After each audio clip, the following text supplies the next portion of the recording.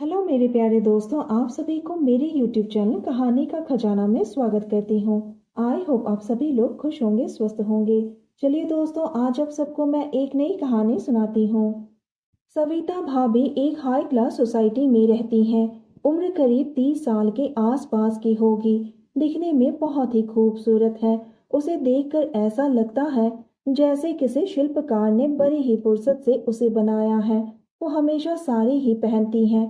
उसकी खूबसूरती देखकर किसी के भी दिल में हलचल मच जाती है। सविता के पति बहुत बड़े कंपनी में काम करते हैं।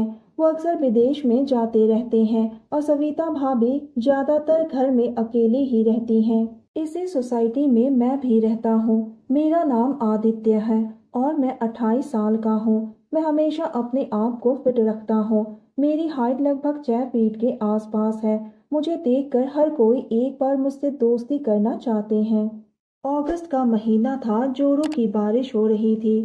बिल्डिंग की पार्किंग में पानी भर गया था और सविता अपनी कार से सामान निकाल रही थी। उसकी सारी बारिश में भीग चुकी थी। तभी मैं भी वहां से गुजरा और अपनी बाइक को पार्क करने लगा। उसी वक्त मेरी नजरें सविता भाभी पर गई।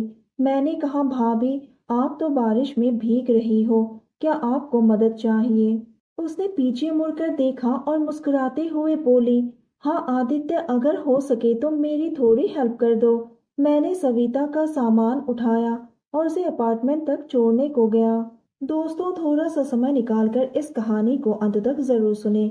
दोस्तों, आप लोग चैनल को सब्सक्राइब करना भूल जाते हैं। दोस्तों, आप सबसे रिक्वेस्ट है कि चैनल को एक सब्सक्राइब करें और वीडियो को एक लाइक करें। दोस्तों, आप लोगों की एक लाइक और सब्सक्राइब से बहुत ही मोटिवेशन मिलती है कि हम ऐसे ही कहानियां आप सबके समक्ष प्रस्तुत कर पाएं। दोस्तों, हम बहुत ही मेहनत से कहानी लिखते हैं। आशा करती हूँ कि यह कहानी आप सबको पसंद आएगी। चलिए अब कहानी में आगे बढ़ते हैं और आपको यह कहानी सुनाते हैं। दरवाजा खोलते ही सविता ने मुझे अंदर बुला लिया और दरवाजा बंद कर दिया। सविता भाभी तो हमेशा मुझसे बात करने के लिए बेचैन रहती हैं। उसने मुस्कुराते हुए कहा, आदित्य, तुम मुझे ऐसे नजरों से देखा मत करो। मैंने कहा, भाभी, आप हो ही इतनी खूबसूरत कि आपसे नजरें हटा ही नहीं पाता हूँ। और इतना कहते ही हम दोनों करीब आ गए। हम दोनों की सांसें एक दूसरे से टकरा रही थी।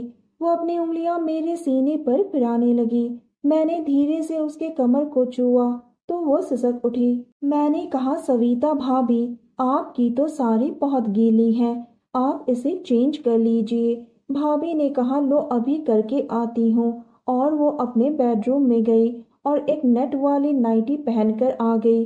वो नाइटी में बेहद ही खूबसूरत लग रही थी। लाइट नहीं थी तो मोमबत्ती की हल्की रोशनी में सविता भाभी चमक रही थी। उसकी भीगी हुई बाल उसके गालों को छू रही थी। मन कर रहा था कि बस उसको अपनी बाहों में भर लूं और उसे जी भर के प्यार करूं, लेकिन उससे कहने की हिम्मत नहीं जुटा पा रहा था। सविता भाभी ने पूछा, क्या पियोगे, विस्की या बियर? मैंने कहा, जो भी आपको ठीक लगे। उन्होंने 2 पैक विस्की बनाई और सोफे पर मेरे बगल में ही बैठ गई। हम दोनों एक दूसरे को देखते हुए पीने लगे।